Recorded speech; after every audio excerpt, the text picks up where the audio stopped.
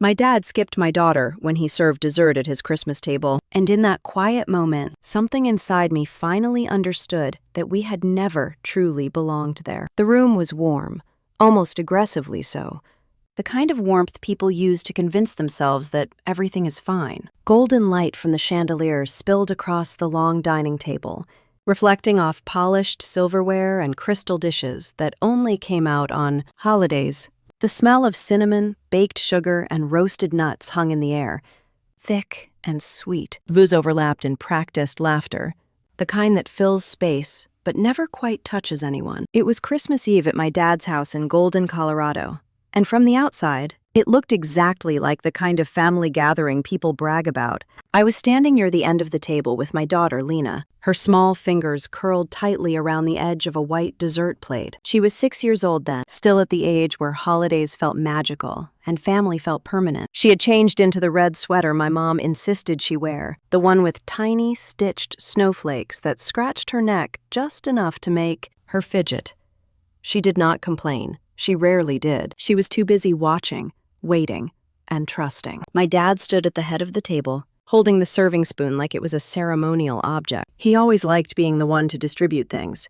Food, gifts, attention. It made him feel important. One by one, he scooped portions of dessert onto plates, his movements slow and deliberate. He made a little show of it, smiling here, nodding there, exchanging comments that landed safely and predictably. People leaned in. Plistas were passed forward. Thank you. Lena watched every movement. I could feel her excitement vibrating through her arm where she pressed against my side. Dessert was her favorite part, not because she cared that much about sugar, but because it meant the meal was almost over and everyone was still together. She held her plate with both hands, just like I had taught her, standing on the balls of her feet to see better. When my dad reached her, his hand stopped. It was not dramatic. There was no raised voice, no sharp gesture. He simply paused, his eyes flicking over her face and then past her, as if she were a piece of furniture he had already accounted for. Without a word, he moved the spoon to the next plate and continued serving. For a second, no one reacted.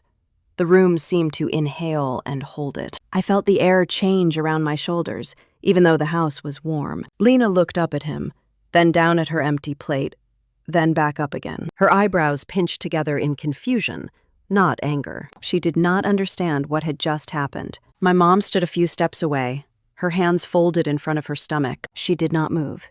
She did not speak. Her face went still in that familiar way, the way it always did when something uncomfortable happened and she decided not to interfere. Across the table, my sister Evelyn glanced at Lena and then quickly looked down at her own plate, suddenly very interested in the pattern along the rim. No one said a word. My dad cleared his throat, not loudly, just enough to draw attention back to himself. His voice, when he spoke, was calm and measured, almost gentle. Only the real family gets to eat. The words settled into the room like dust. They were not shouted at. They were not thrown. They were placed carefully, as if he had rehearsed them in his head long before that moment. He did not look at me when he said it. He did not need to. The message had landed exactly where he intended. Lena's face crumpled. She tried to hold it together, the way children do when they think maybe they are the ones who did something wrong. Her lower lip trembled, and then the sound escaped her, small at first, then sharp as the realization set in. She was not crying because she wanted dessert. She was crying because she did not understand why her grandfather had just decided. She did not count. I felt something inside my chest tighten. Not suddenly, but with a slow, aching certainty. I did not feel surprised. I felt confirmed. I bent down and wrapped my arms around her, lifting her against my shoulder. Her tears soaked into the fabric of my sweater, hot and frantic. I could hear my own breathing, steady and controlled, like my body had already decided what my mind was still catching up to. I did not look at my dad. I did not look at my mom. I did not scan the table for allies or explanations. I straightened up, still holding Lena, and finally spoke. Enjoy. It was the only word I said. It was enough. I turned and walked toward the front door. No one stopped me. A few people shifted in their chairs. Someone whispered my name, softly, like it might break if spoken too loudly. My dad did not follow. He had already returned to his task, spoon moving again, dessert being served as if nothing had happened. Outside, the cold hit us immediately. The night air sliced through the thin layer of warmth we had left behind, sharp and honest. Snow crunched under my boots as I carried Lena down the steps. She clung to me, her small hands gripping my collar like she was afraid I might disappear too. "Why doesn't Grandpa like me?" she asked, her voice muffled against my shoulder. I opened my mouth to answer, and nothing came out. I strapped her into the car, turned on the heat, and sat there for a moment, with my hands on the steering wheel, staring at the front of the house. The windows glowed softly, golden and inviting, like a postcard version of a family that had never really existed for us. Before I go any farther, let me pause for a moment. I always like knowing what people are doing when they listen to stories like this. It makes the world feel a little closer, a little more human. So if you feel like it, share it in the comments later. When all of this happened, I was sitting in that car, my daughter crying in the back seat, feeling the weight of something I could no longer pretend away. I drove us home to Boulder in silence. Lena cried herself to sleep, somewhere between the highway exit and our neighborhood, her breath evening out as exhaustion finally won. I kept my eyes on the road, my mind replaying the moment over and over. Not the words, but the ease with which they had been spoken. That was what hurt the most. How natural it had felt for him to exclude her. That night did not break something new. It revealed something old. For years, I had told myself that my dad was difficult, that he had strong opinions, that he just needed time. I had learned how to make myself smaller around him, how to choose my words carefully, how to laugh off comments that stung. I had convinced myself that if I could handle it, then maybe it did not matter as much. But watching my daughter stand there with her empty plate, waiting patiently for a kindness that never came, changed the shape of that belief. It was one thing for me to be dismissed. It was another thing entirely for her to be erased. Inside the house, dessert was being eaten. Plates were being cleared. Conversation had already moved on. That was how it always worked. The moment passed, smoothed over by tradition and silence, preserved only in the people who were expected to carry it quietly. I did not know yet what would come next. I did not know how quickly everything would unravel, or how many people would suddenly remember the word family when it suited them. All I knew at that moment was that I had walked out with my child, and I was not going back in. The road ahead was dark, the snow reflecting the headlights in soft, blinding patterns.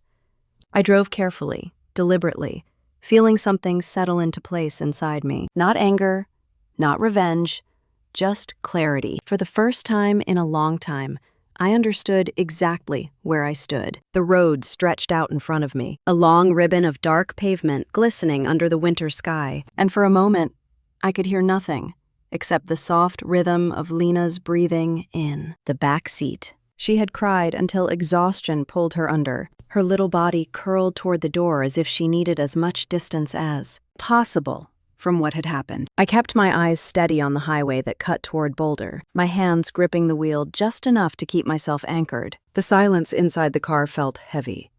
Not painful exactly, but dense with everything I could not yet say out loud. Streetlights flickered past us in slow intervals. Pockets of snow clung to the shoulders of the road, glowing pale under the headlights. Each mile put more space between us and that dining room, that table. That moment when I finally saw my dad for who he really was. I had thought walking away would feel like an act of defiance, maybe even freedom. Instead, it felt like closing a door with no expectation of what waited on the other side. By the time I pulled into our neighborhood in Boulder, the sky had deepened into the kind of muted black that seems to press down from above. Christmas lights blinked on porches up and down the street, cheerful and bright. The kind of lights that make children gasp when they first see them. Lena loved those lights. She had begged to help hang ours the week before. Now she was asleep, and I carried her into the house with a care that came from instinct more than thought. Her head rested on my shoulder, her breath warm against my neck. I laid her on her bed and tucked the blanket around her, smoothing her hair away from her forehead as her eyelids fluttered without waking. Only when I stepped back into the hallway did the quiet finally settle over me, completely. It was a familiar quiet, the kind that fills small houses late at night. The heater hummed. The refrigerator clicked. Somewhere outside, a dog barked once and then stopped. I walked into the kitchen, filled a glass with water, and stood there, leaning against the counter, letting the moment stretch until my pulse slowed. I thought maybe the stillness would offer clarity, but all it offered was space, and sometimes space is the only thing you can take. I went to bed, but did not sleep much. My mind replayed the evening in loops. Not the cruelty itself, but Lena's confusion. The question in her voice that had no answer. Why doesn't Grandpa like me? 6 words that carried the weight of a lifetime. I turned over more times than I could count, finally drifting off just before the sky began to pale. Christmas morning arrived with a dull gray light filtering through the bedroom blinds. The house was quiet, the kind of quiet that wraps itself around your shoulders before you even open your mind. Eyes. For a moment, I allowed myself to lie there, suspended between sleep and waking, pretending I did not have a phone on the nightstand, waiting with whatever fallout. My family had decided to unleash. When I finally reached for it, the screen lit up with notifications stacked one after another. Most were from Evelyn. A few were from my mom. I sat up, pulled the blankets across my legs, and opened the first message. Evelyn had written paragraphs, words that tried to sound concerned but landed like accusations. She said I had embarrassed everyone. She said I had blown something small into something dramatic. She insisted my dad had been joking, that I always took things too personally, that I should have smiled and explained things to Lena rather than making a scene. She said families have bad moments, and I should have stayed to work it out instead of walking off like a martyr. I scrolled through each new bubble, my eyes moving faster with every line. There was no question in her messages, no curiosity about how Lena felt, no acknowledgement of what had actually been said, only the expectation that I should minimize the harm to keep the family image polished. Then came the messages from my mom. Shorter, more controlled. She wanted me not to make anything bigger than it needed to be. She said my dad had not meant it the way it sounded. She said people had been drinking, that it was Christmas Eve, that tensions ran high, and I should be the bigger person. She wrote that children forget these things quickly if we do not reinforce them. I stared at that line for a long moment. Children forget these things quickly. Maybe that was why no one in my family ever changed. They assumed forgetting was the same thing as healing. I set the phone down on the table and pushed it away with the tips of my fingers, as if distance alone could dilute the sting of their words. The kitchen was cool under my bare feet as I moved toward the pantry. I pulled out the ingredients for pancakes, the mix, the eggs, the milk, and set them on the counter. The familiar routine steadied me. The whisk scraping the bowl. The skillet is warming on the stove. The small rhythms of my morning life that did not depend on anyone's approval. Lena shuffled into the kitchen just as the first pancake bubbled on the skillet. Her hair was a soft tangle around her face, her eyes still swollen from crying. She climbed into her usual chair at the table, pulling her knees up to her chest and resting her chin on top. I smiled at her, gentle and quiet, and she tried to smile back. "Did Santa come?" she asked, her voice barely above a whisper. "He did," I said, setting a warm pancake on her plate. "You want strawberries on top?" She nodded slowly. I sliced the strawberries and placed them neatly around the pancake, maybe more than necessary, but mothers do these things. She picked up her fork and began to eat in small bites. I watched her, waiting for her to ask about last night, waiting for the moment I knew would come. It arrived just after she finished half her pancake. She looked up at me, her eyes wider now, steadier than they had been the night before. "Are we going back there for dinner?" she asked. I shook my head. "Not this year, sweetheart." She considered that quietly, then nodded once as if she were taking in new rules she would have to learn. I felt something inside me shift again. Subtle, but firm. It was one thing to leave that house last night. It was another to accept that I was responsible for making sure she never had to stand there again with an empty plate and the question of whether she belonged. After breakfast, we opened the few gifts I had placed under our small Christmas tree. Lena brightened a little when she unwrapped a set of watercolor paints and a book of thick paper. She smeared color across the first page before she even finished her hot chocolate, absorbed in the way the paint spread under her brush. Watching her find joy again, even in small amounts, softened something in my chest. My phone buzzed on the counter and I ignored it. It buzzed again. And again. Eventually, I turned it face down and pushed it farther away. I did not need to read more apologies that were not apologies at all. I did not want to wade through more excuses for a grown man who had built his entire identity on control. Instead, I cleaned the kitchen and folded the blankets from the couch and play a board game with Lena while she painted between turns. I let the morning settle naturally around us, simple and unremarkable. Sometimes normalness is the only way to remind yourself that life continues, even when something breaks. Midorning sunlight came through the window in gentle slants, catching dust in the air and making it shimmer. I watched it move slowly across the floor as Lena painted. She had chosen blue and gold for her first picture, swirling them together in a way that suggested some hidden meaning she could not yet express in words. I wondered if someday she would remember this morning, or if it would simply blend into the quiet days of her childhood. My mind drifted back to the night before, to the silence around that table, to the way no one had stepped in. At that moment, I said, "Enjoy," and walked out. It was not dramatic, it was decisive, and decisions have edges that carve out the path ahead. I realized then, while sitting on the living room floor watching my daughter dip her brush into a cup of water, that something fundamental had shifted. There was no going back to pretending. No restoring the version of family I had been trying to maintain for years. Whatever came next, it would not include asking permission to be treated with dignity. My childhood had been shaped by moments like the one from last night. Small cruelties passed off as jokes. Expectations disguised as love. Silence used as a tool to make sure everyone stayed in place. I had survived it, because surviving was what children do.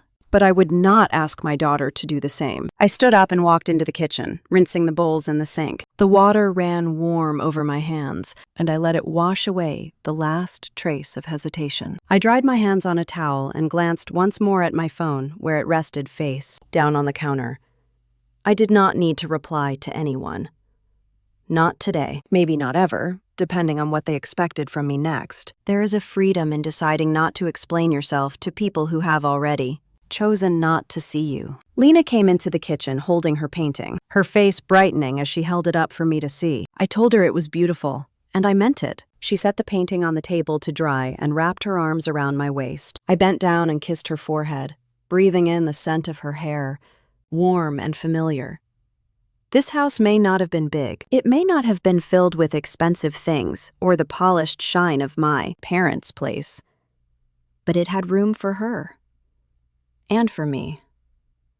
And that was enough. Outside, snow had begun to fall again, small flakes drifting lazily from the sky. I watched them gather on the porch steps through the window, forming the first thin layer of white.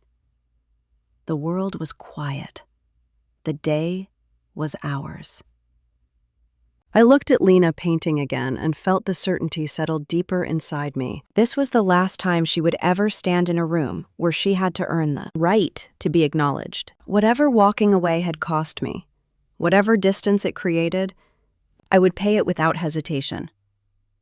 Some choices mark a line you do not cross again, and I had made mine. That thought sat in my chest long after the snow began to fall in soft, steady flakes outside the window. The house was quiet again, except for the gentle scratch of Lena's paintbrush sweeping across another page. I watched her for a moment, the way her small shoulders loosened when she focused on color instead of memory, and something inside me shifted back to a place I had not visited in years. It was strange how pain reached backward as easily as it reached forward, pull old moments to the surface like they had been waiting just beneath the skin. The scene from my dad's dining room kept looping in my head, but it blended with something old, something I had tucked away long before Lena was born. I had been 28 then, barely married to Daniel for a few months. My dad had invited us to one of his summer parties at the lakeside house outside. Loveland. That house had always felt like a museum, all glossy hardwood floors and glass walls that framed the water below. Even the air inside it felt curated.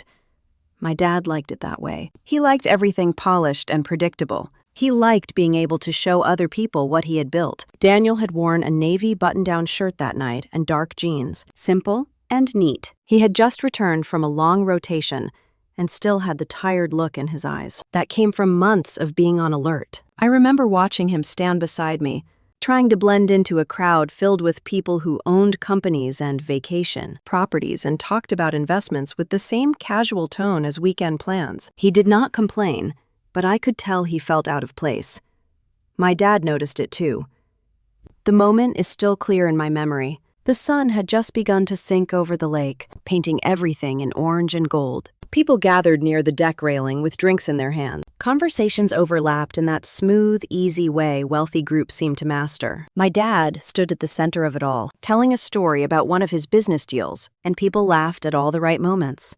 He thrived in rooms like that. I stood beside Daniel, who kept shifting his weight from one foot to the other, as if he was trying to stay invisible without actually stepping away. Then my dad spotted him.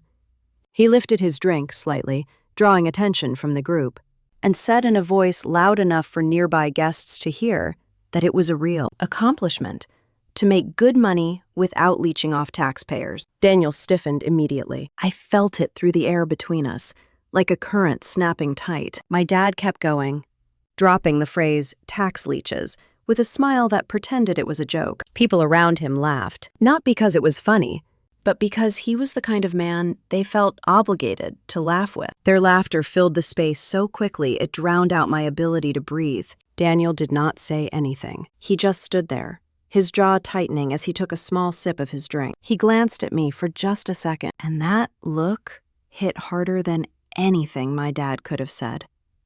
It was not anger, it hurt. And beneath that, something quieter, something like resignation. My cheeks burned. I could not speak either. I wanted to defend him, to defend us, but my voice felt trapped somewhere in my chest, buried under years of conditioning to never challenge my dad in front of his audience. That was the rule in our house. Do not embarrass him. Do not contradict him. And definitely do not draw attention to the cracks in the family image he guarded so fiercely. I stood there, frozen, while the conversation moved on. My dad chuckled. Someone clapped him on the back, and the rest of the evening unfolded like nothing had happened. But something had, and I carried it with me long after we drove home that night. Daniel had brushed it off in the car, saying he had heard worse, that people sometimes said stupid things, but I knew it cut deeper than he wanted to admit. I knew because it cut me too. Not the insult itself, but the fact that it had been spoken with such confidence, such ease, in front of an entire room, and no one had blinked. Except me. And even I had stayed quiet. That was the night I realized the house I grew up in ran on appearances more than affection. The house that had been presented to the world as stable and successful was built on unspoken rules. Keep the peace. Stay agreeable. Do not challenge authority. And above all, make sure the image stays intact. My sister Evelyn learned those rules better than anyone. She always said the right things at the right times. She smiled politely. She laughed at my dad's jokes. She never argued, even when she disagreed. She praised him publicly, leaned on him financially, and made herself small enough that he could feel big. He rewarded her with gifts and support and praise that he rarely extended to me. She understood the unspoken bargain. She played it well. I had never been good at that game. My dad used to say I was too opinionated, too emotional, too stubborn. He said it like it was a flaw, something he hoped I would outgrow, but I did not outgrow it.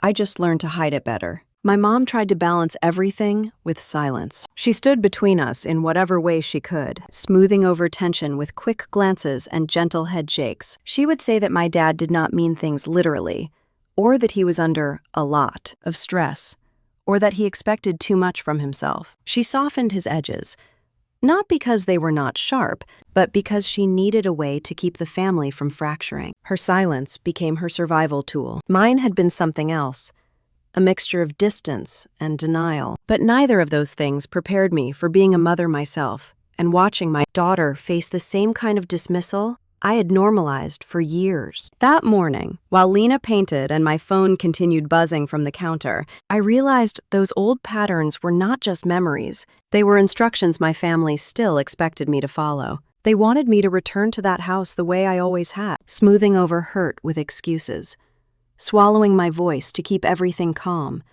pretending nothing had happened. But something had. And unlike when I was a child, I was no longer alone in carrying it. Lena finished her second painting and held it toward me again. This one was softer, a swirl of pinks and greens that blended at the edges. She told me it was a garden.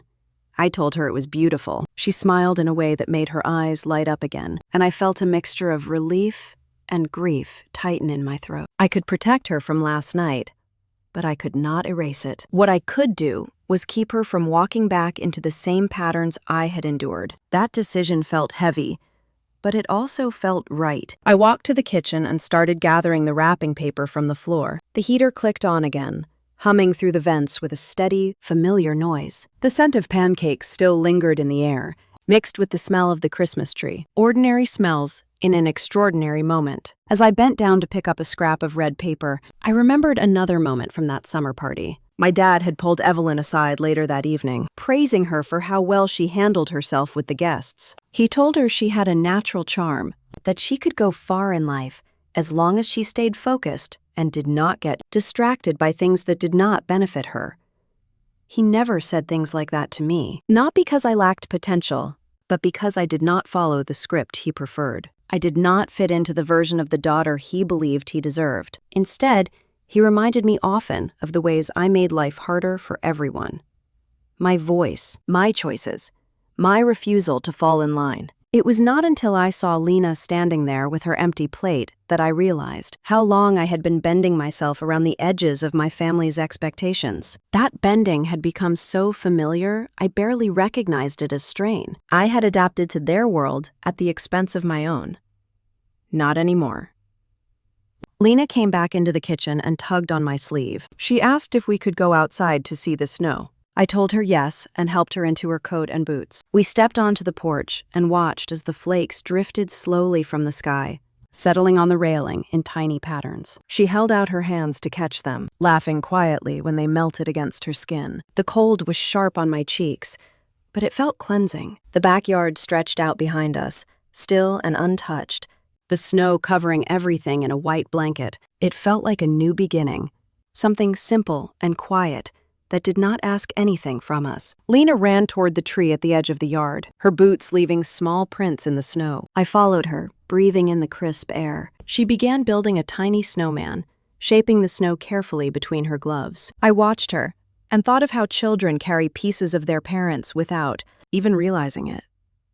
I wanted her to carry better pieces of me, pieces that were strong and clear and sure of themselves, not the parts that stayed silent or made excuses for other people's behavior. When she finished the snowman, she stepped back proudly. I told her it looked perfect. She grinned and placed a small branch on its head, as if it were a hat. As we walked back toward the house, I glanced toward the road that led to my parents' place in Golden. The distance felt larger than miles. It felt like the space between who I had been and who I was becoming. Inside, I hung Lena's coat and wiped the snow from her boots. She ran to the living room to check her paintings again. I lingered in the hallway, watching her from a distance, feeling something settle deeper inside me. Families show you who they are, sometimes all at once, sometimes slowly over years. Either way, once you finally see it, you cannot unsee it. And I had seen enough. 5 minutes earlier, the world had still been dark and still, the kind of quiet that settles over a house when everyone is asleep and nothing has started yet. But the moment I opened my eyes that morning, I felt something heavy before I even knew what it was. For a second, I lay there, staring at the faint outline of the window frame, trying to remember why the air felt different. Then my phone buzzed again on the nightstand, vibrating hard enough to rattle the glass of water beside it. I reached for it, expecting maybe a message from Daniel or a late holiday greeting from a friend. Instead, the screen lit up with a list of missed calls so long it almost looked unreal. 27 missed calls from my dad. 27. I sat up in bed, the blankets pooling around my waist, and stared at the number as a tightness pulled through my chest. Lena was still asleep down the hall. The house was still quiet. Outside the window, the sky was just beginning to lighten with the first traces of morning. I pressed the voicemail icon. His voice came through immediately, jagged and breathless. Nothing like the controlled tone he used at dinner tables and charity events. He said they were here. His voice cracked. He said federal agents were in the house. He kept saying that something was wrong, that they were seizing everything, that this could not be happening. In another message, he spoke even faster. He said he needed help. He said I had to pick up. He said everything was being taken. His words blurred together with panic. I listened to the messages one by one, each one sounding more frantic than the last. In the background of one of them, I could hear someone knocking hard on the door. In another, muffled voices. I did not recognize the tone in my dad's voice. It was raw, in a way that felt foreign. I replayed the first message again, making sure I had heard what I thought I heard. He had said federal agents. He had said seizure. He had said everything. I climbed out of bed slowly, as if the floor might shift beneath me if I moved too quickly. The heater clicked on and filled the silence with its steady hum. I walked to the kitchen and slipped my feet into the slippers by the door, needing something grounding. The cold linoleum pressed through the thin soles anyway. I set the phone on the counter, pressed my palm flat on the cool surface, and tried to breathe steadily. This was not about last night. Whatever was happening now had been building long before I walked out of that house, with Lena in my arms. I felt that truth settled inside me with an unsettling calm. I opened the news app on my phone with hands that were steadier than they should have been. The headline appeared at the top before the page even finished loading. Federal agents conduct an early morning search at Holloway Defense Systems, headquarters, and private residence. I stared at the words as if they belonged to someone else's life, but the details unfolded quickly and unmistakably. A coordinated investigation, suspected fraudulent billing on defense contracts, possible misuse of federal funds, search warrants executed at multiple properties, including the home in Golden, my dad's company, his house, his life. The article continued with statements from officials, no names attached, only phrases like ongoing investigation and potential indictment and substantial financial discrepancies. I scrolled with numb fingers, reading every line, even though the words felt heavy in my throat. On the kitchen counter, a thin crack of sunlight made its way across the tiles as the morning brightened. It felt almost insulting, the normalness of it. I leaned against the counter and let the information wash over me. I knew my dad had money. Everyone knew he had money, but I had never asked too many questions about how he built it. I had grown up in a house where success was displayed like a trophy, where questions about business were waved away with a confident laugh. He always said he worked harder than everyone else, that he earned every bit of what he had, that people who complained simply did not understand what real work looked like. I had believed him. Or maybe I had just never wanted to look too closely. Another voicemail began playing without me touching anything, as if the phone sensed I had not heard enough. He said they were taking files, laptops, hard drives. He sounded like someone watching his identity being peeled away piece by piece. He said again that I needed to help him, that family sticks together when things fall apart, that I was being childish and unreasonable for not answering. The irony did not escape me. Last night, he had looked at my daughter like she was invisible. This morning, he was demanding loyalty as if it were owed to him without question. The refrigerator hummed behind me. A kettle popped on the stove. The ordinary noises of my small kitchen made the panic in his voice feel even more distant, like something happening behind a thick wall. I walked to the window and pulled back the curtain slightly. The backyard was still coated in white. The snow from the night before had frozen into a thin crust, glittering faintly in the early light. Everything looked peaceful, contained, the opposite of the chaos unfolding in Golden. I tried to imagine the scene at my dad's house. Black vehicles lining the driveway, agents walking through the halls that used to echo with holiday music, boxes being sealed, documents being packed away, the order being read aloud to him. The moment it became real. For a long time, I thought the worst thing he could ever do was hurt me or dismiss me or make me feel small. But this was something else entirely. This was the culmination of choices he had made long before I had the language to question them. This was not about family, not about pride. This was about a lifetime of believing he was untouchable. Lena's footsteps sounded softly in the hallway. She called for me in a sleepy voice, and I released the curtain and turned away from the window. I wiped my face with the back of my hand, even though I had not cried. It was instinct more than necessity. She walked into the kitchen, rubbing her eyes, her hair sticking out in soft waves. She climbed into her chair at the table without saying anything. I poured her a cup of warm milk and set it in front of her. She wrapped both hands around it, letting the heat seep into her fingers. "Good morning," I said gently. She nodded. Her voice was small when she finally spoke. "Are we staying home today?" "Yes," I said.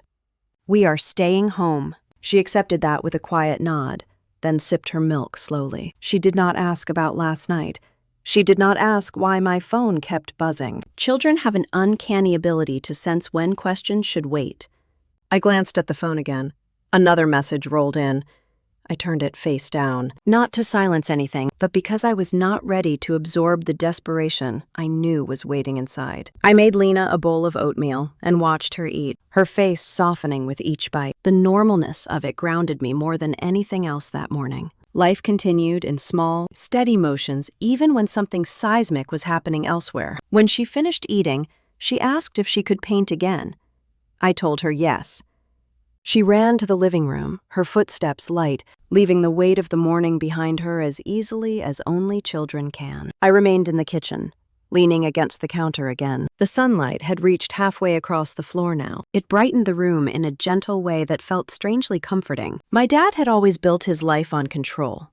Control of his image, control of his business, control of his home, control of his daughters. He believed that if he controlled everything, nothing could ever unravel. But something had, and it had nothing to do with me walking out of his house last night. Whatever was happening now had begun years ago, in rooms I was never allowed to enter, in conversations I was never meant to hear, in decisions he had made over and over until there were no more ways to hide them. I picked up my phone again, but did not open the messages. Instead, I opened the news app one more time.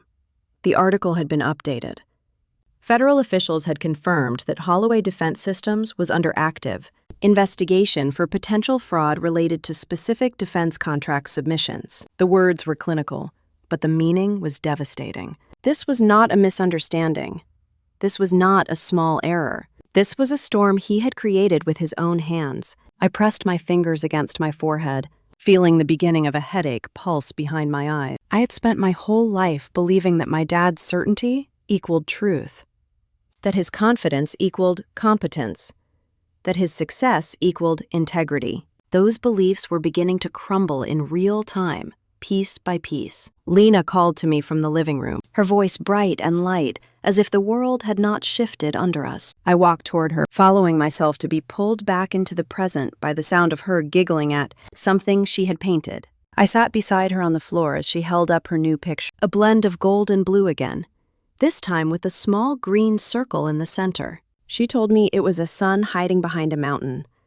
I told her it was lovely. She smiled wide, proud of herself, and placed the painting carefully on the table to dry. I watched her for a long moment, feeling the warmth of her presence settle in my chest. She anchored me in ways she did not even understand. I reached out and smoothed her hair gently. Her eyes sparkled up at me, untouched by the chaos unfolding miles away. And in that moment, I understood with absolute clarity that my life had just split into a before and an after.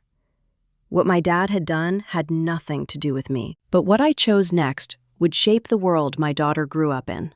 And I was finally ready to choose. Daniel walked through the front door just as the clock on the microwave blinked. 6:17 in the morning. I heard the soft thud of his boots hitting the mat, and the long exhale he always gave when he stepped inside after being gone. Even before I turned toward him, I knew the weight of the day had already settled into his shoulders. He closed the door quietly, as if the house were still asleep. The winter air clung to his coat, carrying the sharp scent of cold metal and wind. He looked at me with tired eyes, lines of travel and worry etched around them. There was a moment of silence between us.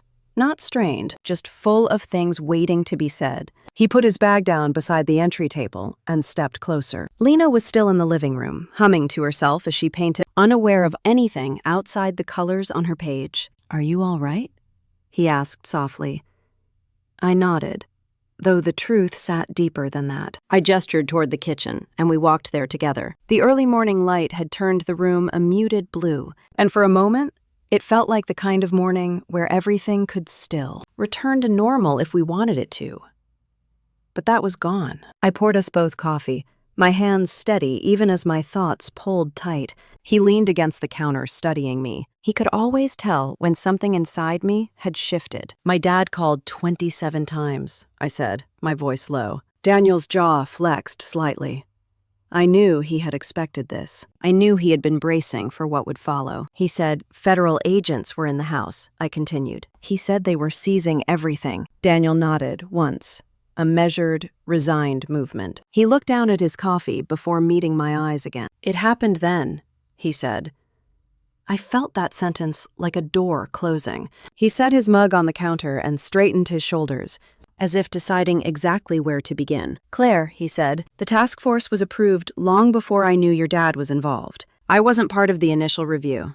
I didn't sign off on the raid. I wasn't even briefed on the target list until everything was already set in motion." His voice was calm, not defensive. He was giving me the truth the way he always had, even when it hurt. "When did you find out it was his company?" I asked. He hesitated for just a breath. 3 days ago. I tried to imagine holding something that heavy for 3 days. No, it would shatter part of someone's world. I could see the weight of it in the stiffness of his posture, in the careful way he spoke. "Why didn't you tell me?" I asked. He rubbed his palm against his forehead. "It was classified, Claire. I couldn't share any details until the warrants were executed. If I had told you even a hint, it could have compromised the case, and it could have put you at risk if anyone traced the leak." I looked away, letting that sink in. It was not mistrust. It was the job, a job that had always asked more of him than seemed fair. He stepped closer, his voice quieter now. "The investigation into Holloway Defense Systems started months before I ever touched the case. My part came near the end, just confirming evidence that had already been collected. I wasn't targeting your dad. I didn't even know he owned the company until the file was already on my desk." I let out a long breath. Something inside me loosened, not relief, but understanding. "There's something else," he said, choosing his words carefully. "I trust you understand the line between personal and professional. This task force was approved long before I was involved. None of this is happening because of last night, or because of you, or because of us." His eyes searched mine, wanting to make sure I believed him. I did, deeply, instinctively.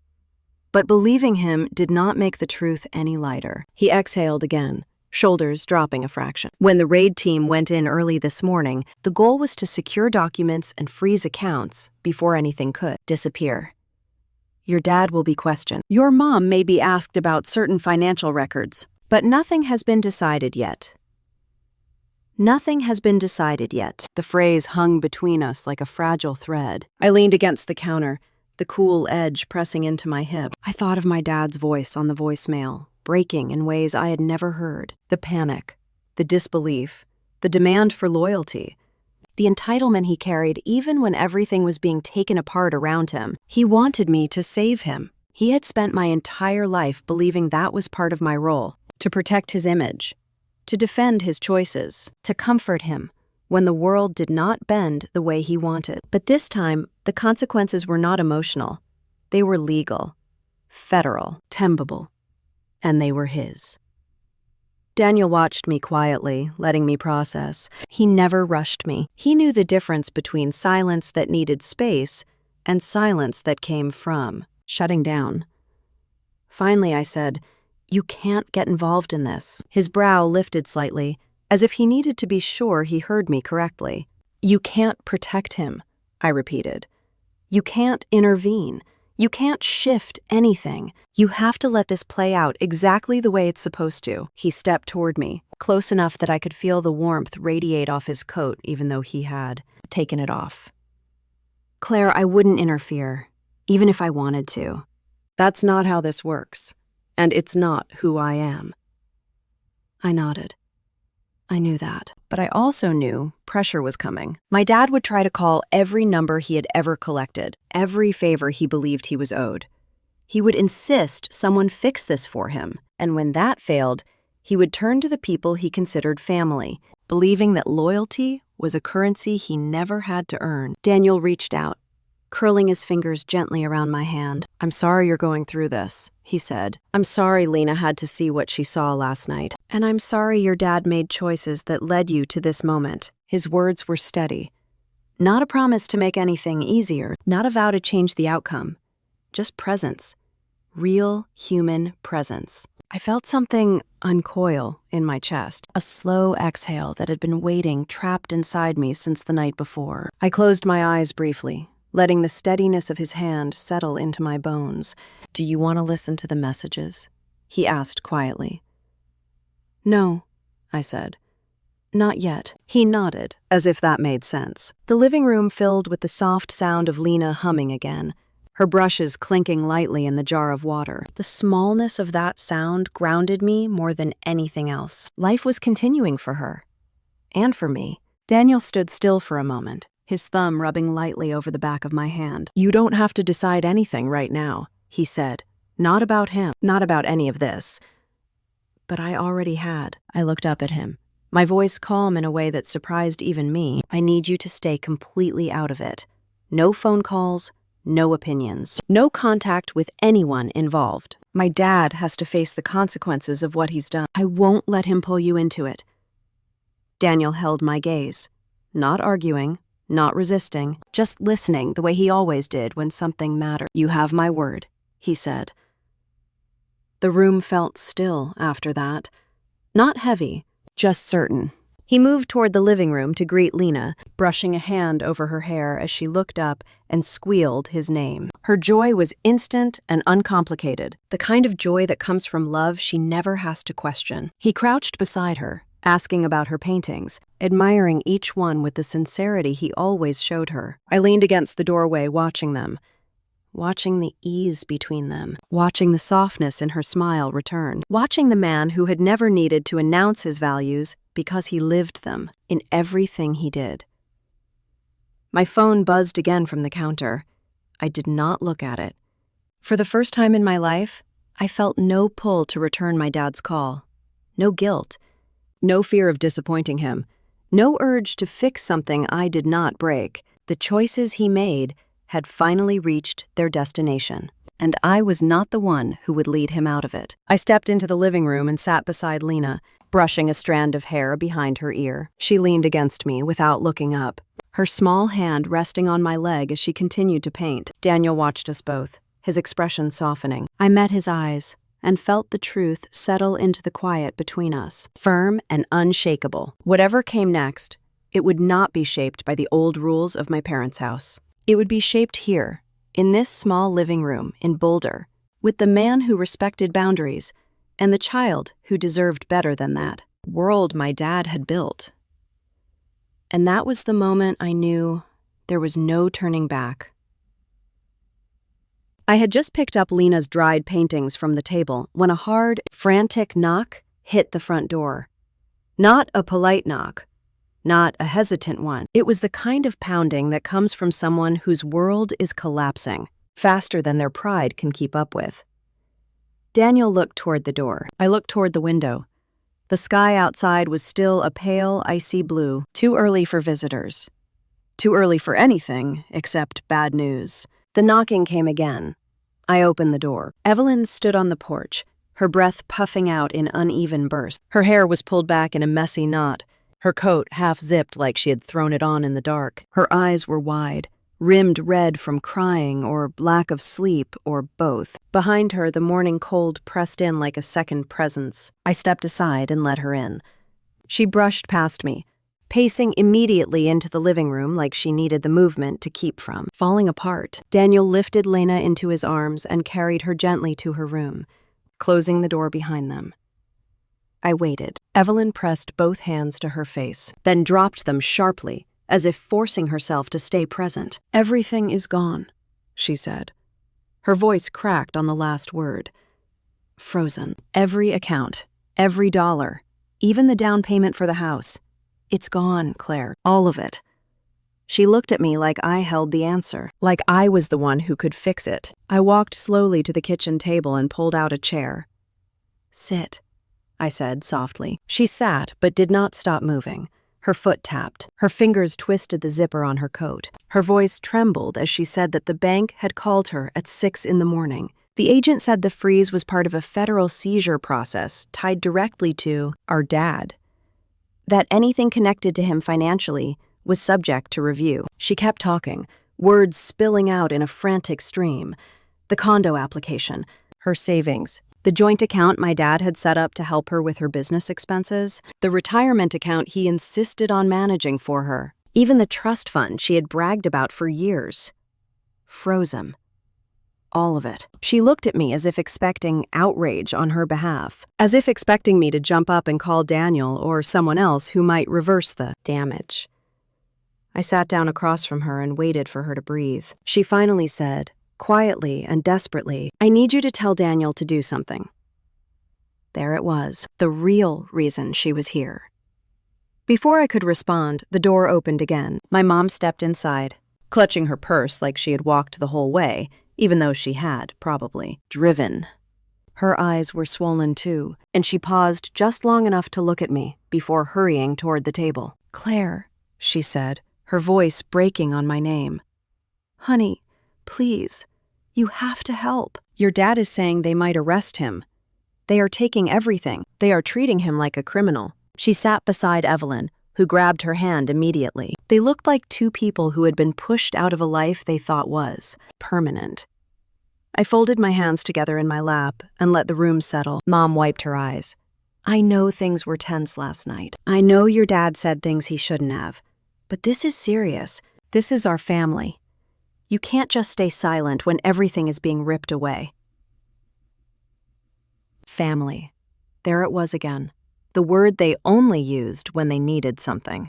I looked at both of them, these two women who had spent their whole lives orbiting my dad like he was the sun, and they were lucky to catch what little warmth he gave them. Their faces were etched with fear, but beneath that was something else. Expectation. Entitlement.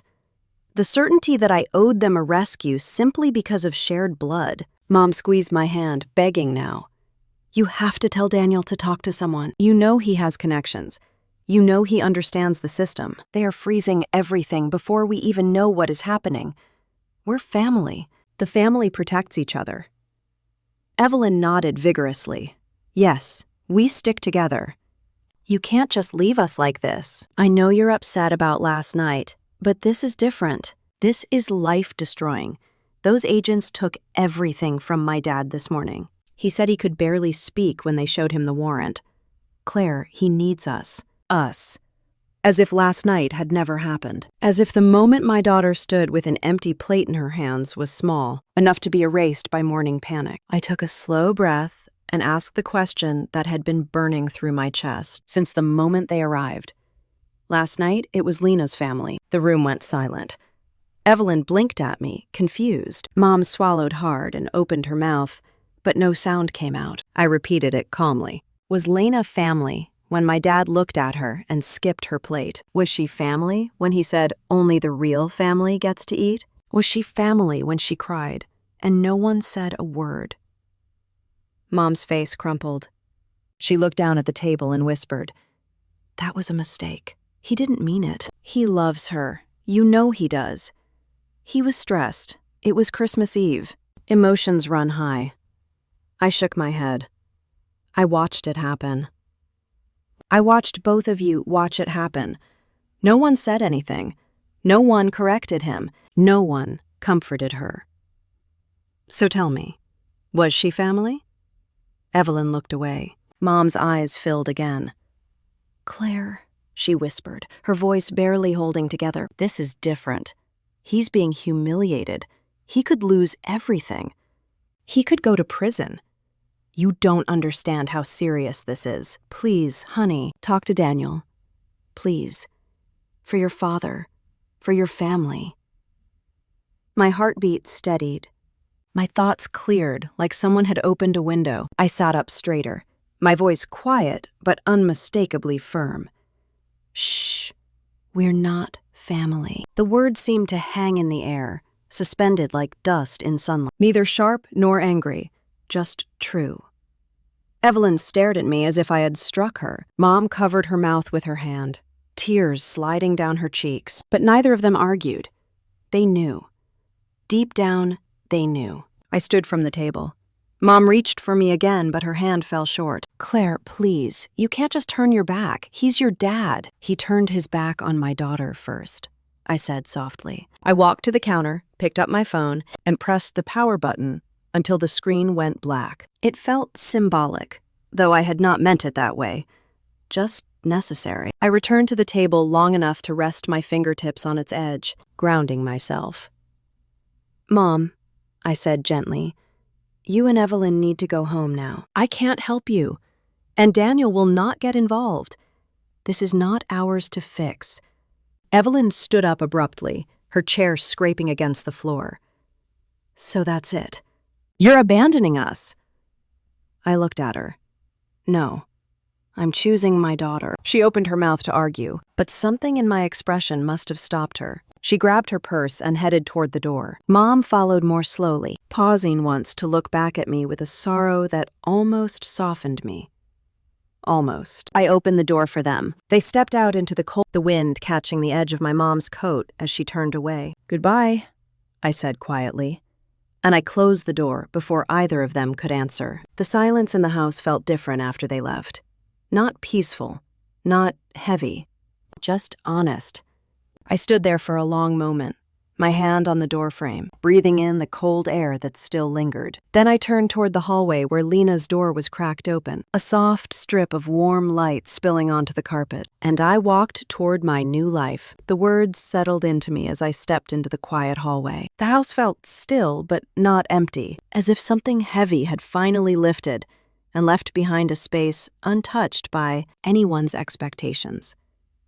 I stood there for a moment, letting the silence anchor me. Then the day moved forward, the same way days always do, one breath at a time, whether a family has just fractured or not. By mid-afternoon, the sky over Boulder had cleared into a pale winter blue, then sunlight stretching across the street in long, cold beams. I was rinsing Lena's paintbrushes in the sink when my phone buzzed on the counter. I had turned it back on only so Daniel could reach me if needed. The screen lit up with a notification from a local news outlet. I ignored it at first, but the headline previewed in the banner caught my eye. Holloway was removed from the regional charity board following a federal investigation.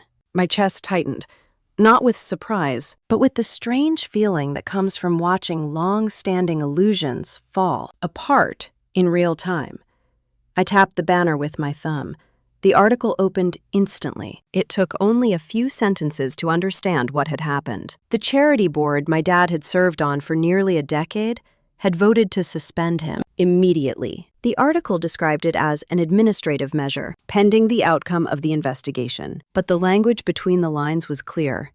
They wanted distance. They wanted to protect the organization's reputation. They wanted to make sure the public knew they were not aligned with what my dad was accused of. There was a quote from one of the board members, a man who had praised my dad at countless galas and fundraisers. The quote was safe and diplomatic. Words like transparency and integrity and community trust. Words that did not openly condemn him, but did nothing to defend him either. In a strange way, I felt nothing at first.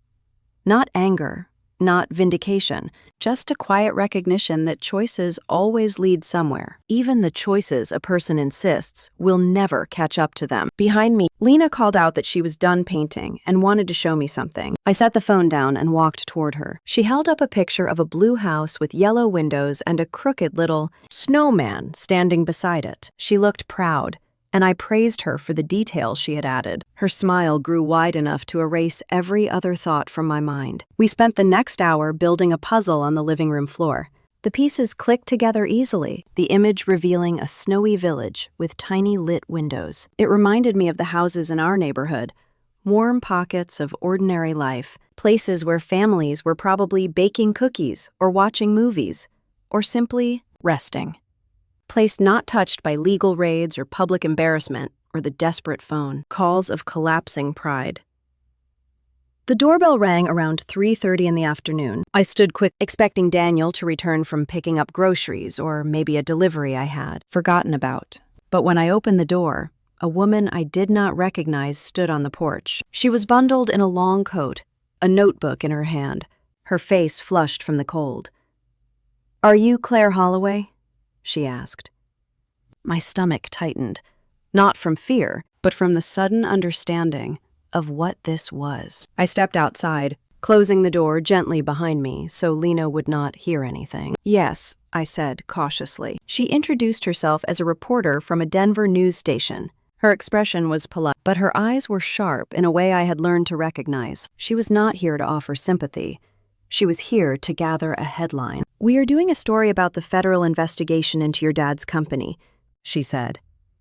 "We understand you were present at the house on Christmas Eve. We'd like to ask a few questions." I kept my hands inside my sleeves, the cold biting at my fingers. I could see her breath in the air, small clouds rising with each word. "I'm not going to comment," I said. She smiled slightly, as if expecting that. "If you'd like to say anything in your dad's defense, we're open to including that perspective." I let the silence sit between us. She shifted her weight and continued. "There have been claims of financial irregularities. Some community members have expressed shock. Others say they saw signs. Do you have—" As if whatever had happened in that dining room were simply observations. "No," I said firmly. "I don't have anything to add." She nodded, but her pen hovered above her notebook. "One more question," she said. "Do you believe your dad is innocent?" My jaw tightened.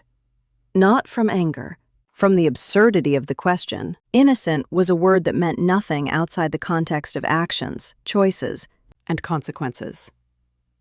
I repeated quietly, "I'm not going to comment." She inhaled, closing her notebook. "Thank you for your time. If you change your mind, you can call the number on my card." She held it out.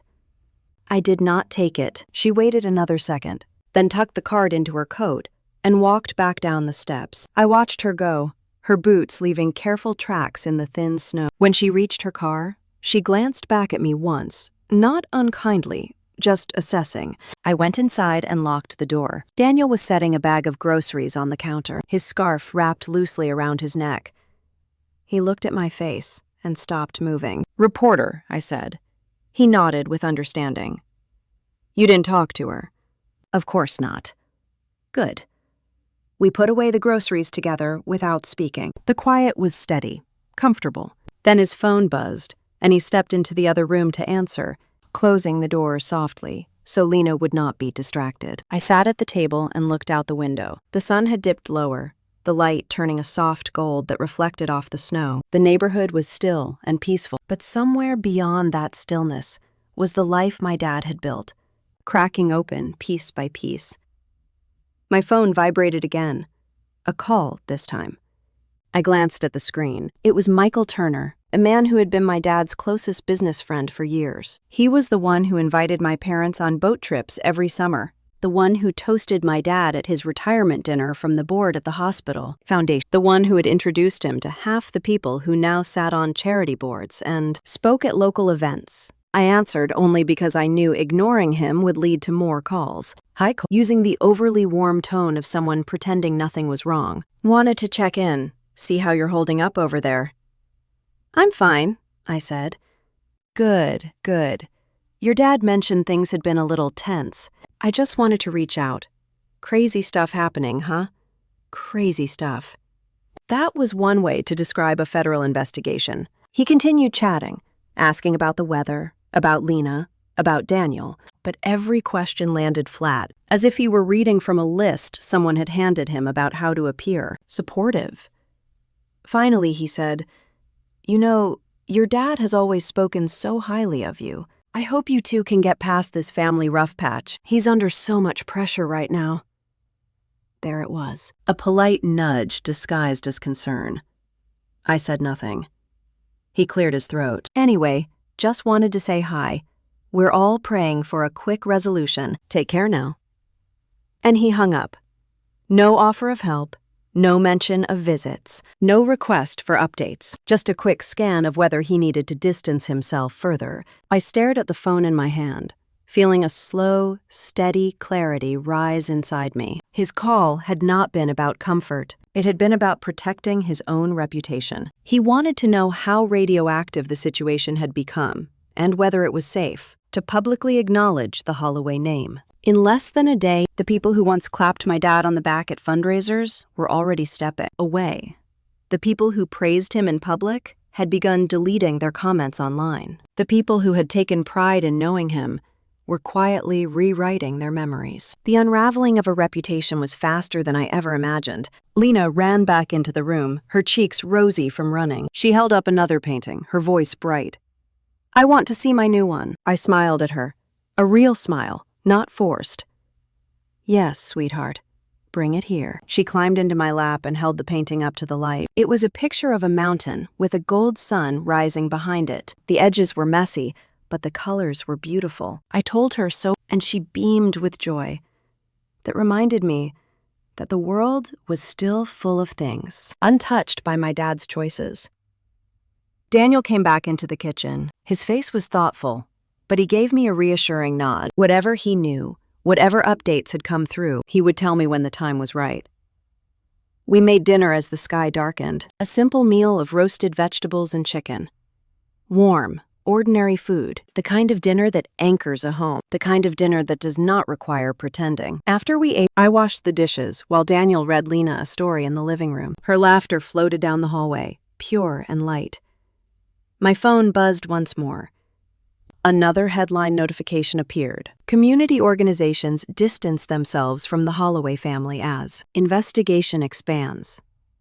I did not open it. Instead, I dried my hands and leaned on the counter, feeling the weight of the truth settle deeper into place. My dad had spent his whole life building a reputation he believed would protect him from consequence. But reputations built on power instead of character crumble faster than anyone expects.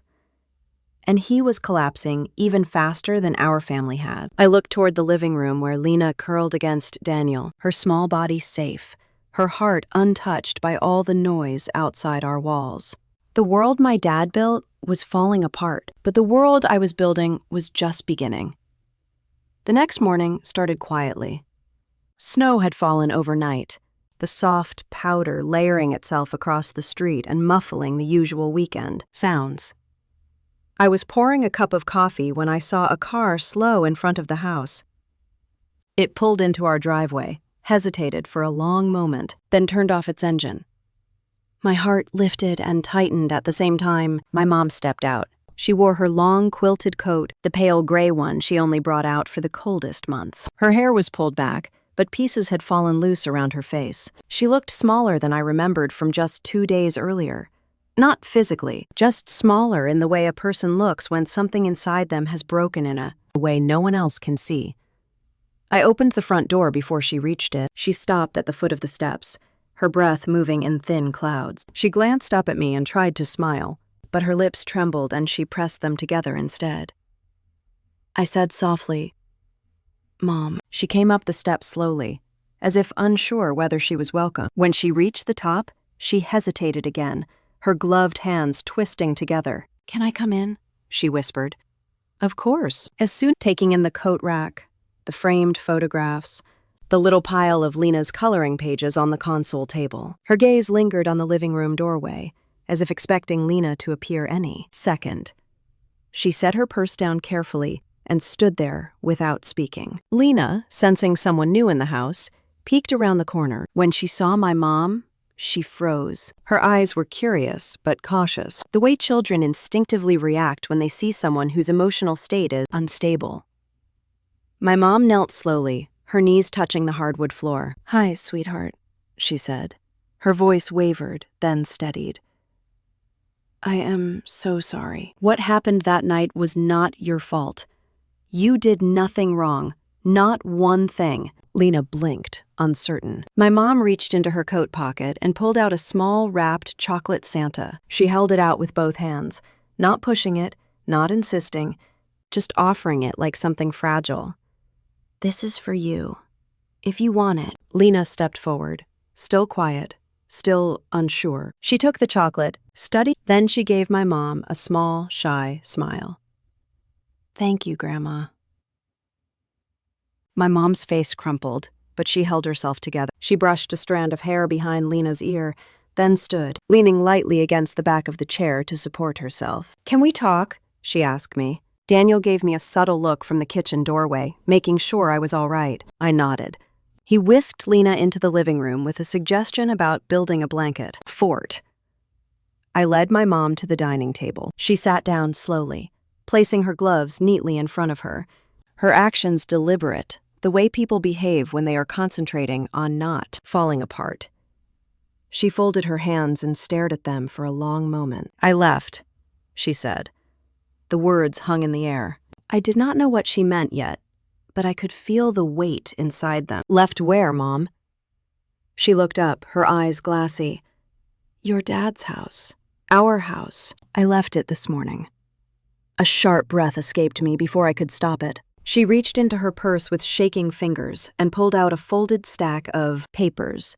She set them on the table between us. I filed for legal separation. The room felt suddenly too still, the air too thin. My mom had never defied my dad in any real way. In all my life, she had absorbed, adapted, softened, smoothed, and swallowed whatever would keep the peace. Conflict was something she managed, not confronted. She had endured his moods, his rules, his opinions, his public performances of superiority. But she had never walked away. She looked at me, and something new lived in her expression, something both fragile and resolute. "Your sister called me 5 times before I got to the courthouse. She told me I was betraying the family. She told me I should be standing by my husband. She told me we would get through this if we presented a united front." But I kept thinking about Lena, about how she looked at me that night, about how I did nothing. Her voice cracked. She pressed her fist to her mouth and lowered her gaze. I kept seeing her eyes. The way she tried to understand why she didn't count. Why wasn't she considered a real family? I could not stay in that house after that. I reached her hand and held it. Her fingers were cold, trembling lightly. She took a deep breath and continued. "Your dad was furious. He accused me of turning on him in his darkest hour. He said I owed him loyalty after everything he had given me. But I realized something while he was shouting. I realized that I had spent so many years believing loyalty meant silence, and it doesn't. It never did." She wiped her cheek with the sleeve of her coat. I wanted to tell him that, but I was afraid. So I walked out instead. I packed a suitcase and drove here. When she finished, she looked up with eyes that seemed both older and freer than they had been in years. "I want to stay in Boulder," she said. "Not just for a few days, for as long as you'll have me." A small part of me cracked open at those words. My mom had always felt like someone suspended between two worlds. She belonged to her husband's expectations and to her daughter's needs, and she lived in the tension between the two. Now, she was choosing a side, not out of vengeance, not out of anger, but out of something she should have chosen long ago. Her own dignity. "Where will you live?" I asked gently. She shook her head. "I don't know yet." "We can help you find a place," I said. "Something close, something quiet." She smiled faintly. "Thank you." Before I could say anything else, Lena peeked into the room again, dragging a blanket behind her. "Grandma," she said softly. My mom turned toward her, her face softening. "Yes, sweetheart. Do you want to see my fort?" My mom's voice warmed. "I would love to." Lena reached out her hand, and my mom took it without hesitation. They walked together toward the living room, the blanket trailing behind them. Watching them from the dining table, something settled inside me. A line had been crossed. A choice had been made. A new path had begun. My mom spent the rest of the afternoon with us, moving slowly but with a kind of careful purpose. She helped Lena arrange pillows. She watched as Daniel cooked dinner. She asked me quiet, practical questions. What neighborhoods were safe? What rent looked like in Boulder? Whether she could find part-time work somewhere just to stay busy? All questions she would never have allowed herself to ask 2 days ago. As evening fell, she and I stood in the kitchen while Daniel put Lena to bed. The house felt warm, safe, no longer carrying the echoes of the conversation that had shaken it earlier that week. My mom leaned against the counter, clasping her hands. "Claire," she said slowly, I know I cannot undo the years I spent staying silent, and I know leaving now will not fix everything. But I want you to know something. I am choosing my granddaughter. I am choosing you. Not because it is easy, but because it is right. Her voice softened. And because I cannot be the woman who stays and pretends anymore. I felt my eyes sting. Not from sadness, but from the strange relief of finally hearing what I had needed from her for so much long. She touched my arm gently. I hope someday you can forgive me for all the times I didn't protect you.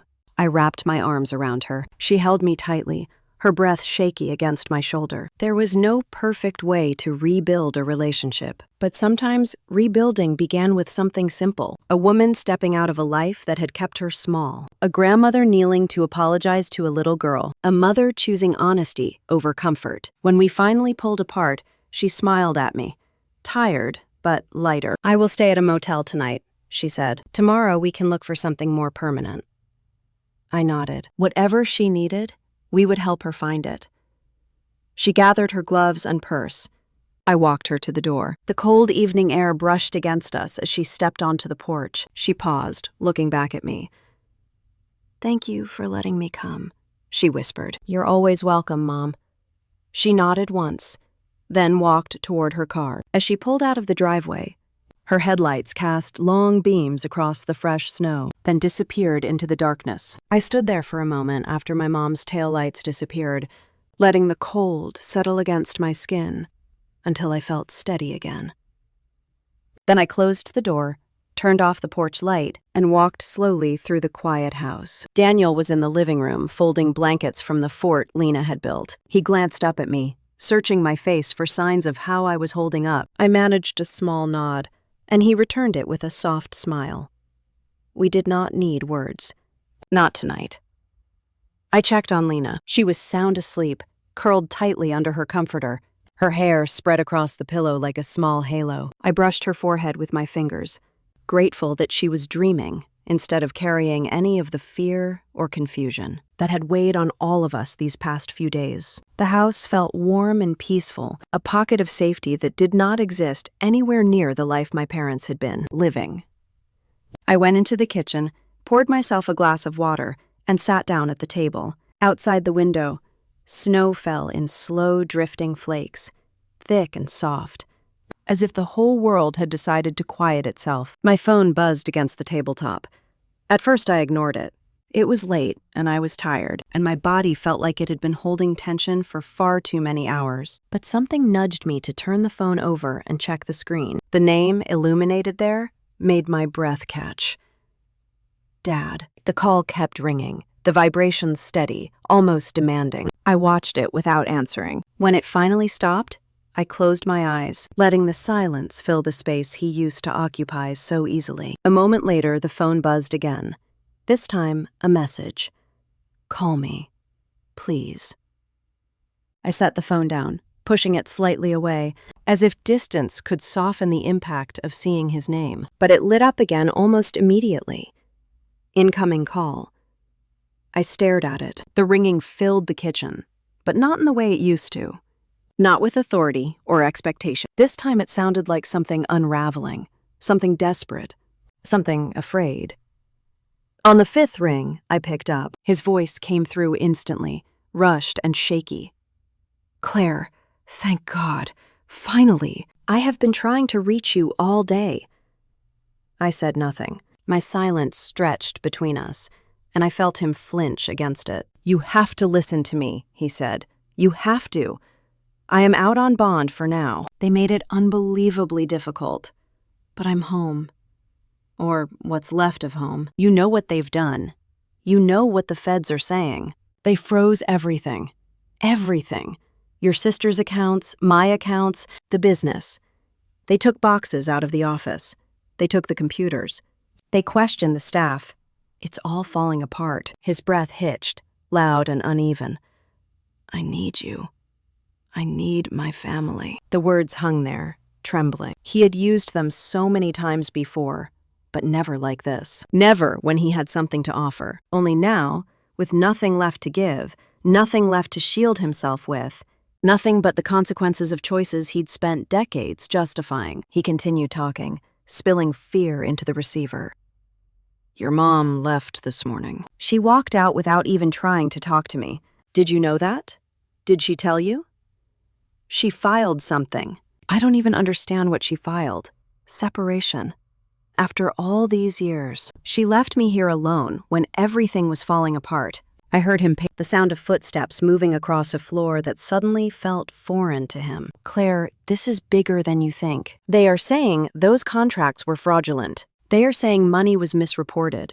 They are saying I knew. I did not know everything. I didn't. People under me handled things. I trusted the wrong people. It's all a misunderstanding. A horrible misunderstanding. He inhaled sharply, as if struggling to breathe. You have to help me. You have to talk to Daniel. Tell him this is wrong. Tell him to explain what is happening. Tell him to tell them I'm not a criminal. I've spent my entire life working for this family, providing for this family. I built everything we had. Silence, trembling at the edges. I am your dad. That still has to mean something. I closed my eyes. Images collided in my mind. Lena standing with her hands clasped, waiting for dessert she never received. My mom collapsed into tears after apologizing to her. Evelyn pleaded in my living room until she had no more excuses to offer. The long shadow of every moment he had decided who counted and who did not. I breathed in slowly. The air felt cold even inside the warm kitchen. He waited. I could hear that too, the way he held himself against the possibility that I might say nothing at all. Claire. His voice broke. Please, we are family. The words struck something quiet inside me. Not anger, not hurt, something steadier, something that came from choosing a different life than the one he had handed down. When I finally spoke, my voice was calm, steady, and clear. Dad. I paused, letting that single word settle. I am not calling Daniel. I am not interfering. And I am not coming back to the role you expect me to play. He sucked in a breath, startled. You cannot mean that. I continued, my tone level. I heard what you said at Christmas. I heard what you meant. And I need you to understand something now. I will not carry the weight of your choices. Not anymore. There was a sharp inhale on the line. A small, muffled sound of disbelief. You are abandoning me, he whispered. I looked out the window at the snow falling in slow, quiet sheets. No, I said softly. I am stepping out of the way of consequences you created. His breath caught again, a mix of desperation and shock. Claire, please. Say something else, anything else. Tell me you don't mean this. I did not raise my voice. I did not repeat the sentence that had already ended the argument days earlier. I did not offer comfort or reassurance. I did not explain myself, because explanations were the currency of someone seeking approval. I simply held the silence. It was a silence shaped by years of things unsaid, a silence that refused to bend, a silence that did not apologize for existing, a silence that stood like a wall he could not climb. A small, broken sound escaped him. Then another. His breath shook against the receiver. Claire, please. I have nothing left. I kept silent. He waited for a long time, hoping I might change my mind, hoping I might soften, hoping I might throw him the rope he had never once offered any of us when we needed it. But I let the quiet answer him. Finally, I heard him exhale, defeated. All right. His voice was hollow.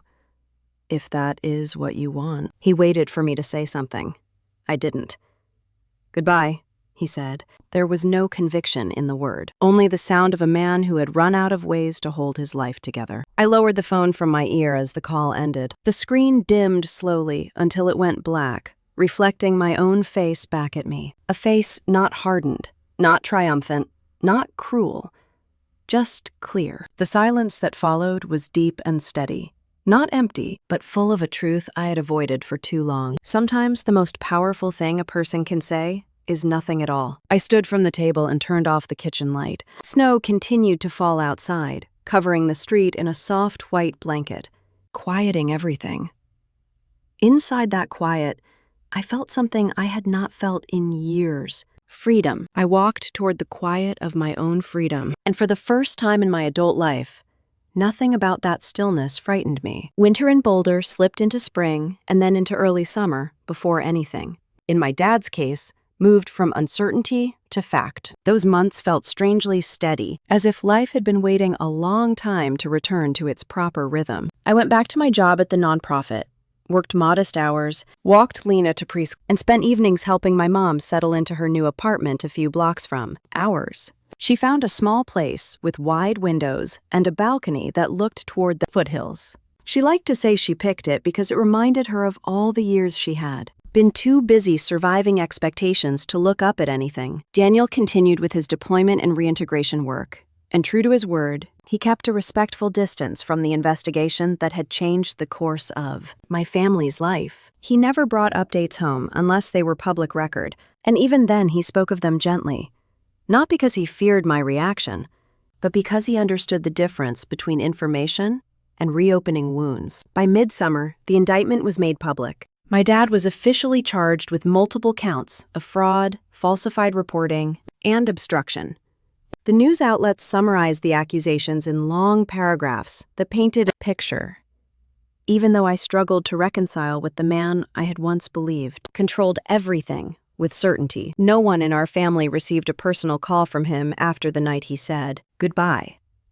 Not me, not my mom, not even Evelyn. He retreated into whatever life a man builds when the world he protected with arrogance finally collapses around him. When his assets were seized for restitution, the consequences rippled outward. The house in Golden was sold.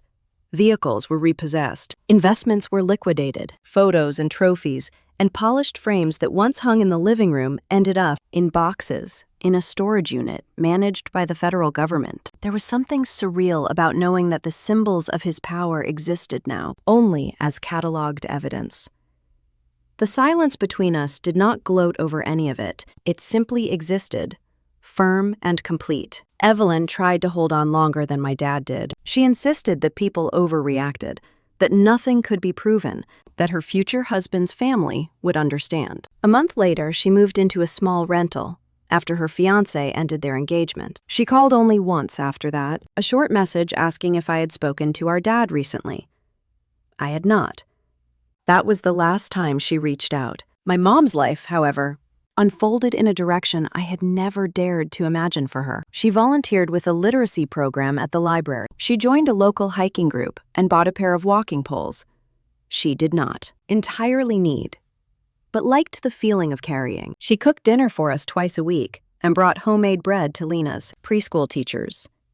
She seemed to grow taller in her own skin, not louder, not harsher, just more present. Sometimes, late at night, I wondered if my dad ever looked at the empty side of the bed and asked himself when exactly my mom had stopped being his anchor and started being her own person. There are questions that will never be answered, and I learned to let peace sit over them instead. Warm arrived quietly, pulled gold into the leaves and crispness into the morning air. Life was ordinary again, but not in the way that felt small. Ordinary in the way that told me I was finally living in a home meant for my own family, rather than the shadows of the one I grew up in. Then Christmas came. The day before, I stood in the kitchen with Lena, her small hands busy stirring a bowl of whipped cream, while I sliced strawberries and folded them into the custard. The scent of vanilla floated through the house, warm and bright. We baked together for hours, making a trifle that would sit overnight in the refrigerator. Lena concentrated fiercely as she arranged the ladyfingers in neat circles. She kept pausing to check if she was doing it right. "You are doing it perfectly," I told her, and she grinned, leaving a smudge of custard on her cheek. On Christmas afternoon, my mom arrived with a wreath she had made herself. Daniel lit the fireplace. Soft music played in the background, the kind Lena liked to hum along to. Snow drifted lazily outside, but inside the house, everything felt warm in a way I had not known since childhood. After dinner, I brought out the dessert. The bowl was heavy and cold in my hands as I set it in the center of the table. Lena bounced on her toes, the wooden spoon clutched between her fingers. "Can I serve it, Mama?" she asked. I nodded. She took the spoon, scooped carefully, and walked around the table, handing each plate out with both hands as if she were participating in a ceremony. When she reached the last person, she hesitated, glancing at me for reassurance. I gave her a small nod. She smiled and served herself last. No one was forgotten. No one was skipped. No one had to ask whether they belonged. My mom dabbed her eyes with her napkin. Daniel squeezed my hand under the table. Lena dug into her dessert with the kind of delighted abandon only children possess. As I watched her, something shifted inside me. Not tightening, not a flinch, just a release. My daughter was growing up in a home where she never had to prove she was worthy of being included. She never had to brace for cruelty disguised as tradition. She never had to wonder if someone she loved might decide she did not count. Later that night, after Lena went to bed and the house quieted into its familiar hum, I stepped outside onto the back porch. Snowflakes drifted in slow spirals, settling over the railing in small white clusters. The sky glowed faintly from the reflection of holiday lights down the street. I thought about the year that had passed, about the silence I had chosen, about how it had become more protective than any words I could have offered, about my mom's courage and my husband's steadiness and my daughter's innocence, about the family I had kept and the one I had finally released. Setting ties had never truly been about revenge. It had been about protection. It had been about choosing truth over appearances. It had been about building a life where the next generation did not inherit the wounds of the last. As the snow continued falling, I realized something with quiet certainty. Family should never be a place where anyone has to earn a seat at the table. Family is where nobody has to ask permission to stay. Before I finish this story, I want to leave you with something. If you have ever been told you were too much or not enough for your own family, remember this: silence can be power, and truth can be the loudest revenge. Tell me in the comments what integrity means to you and where you are listening from.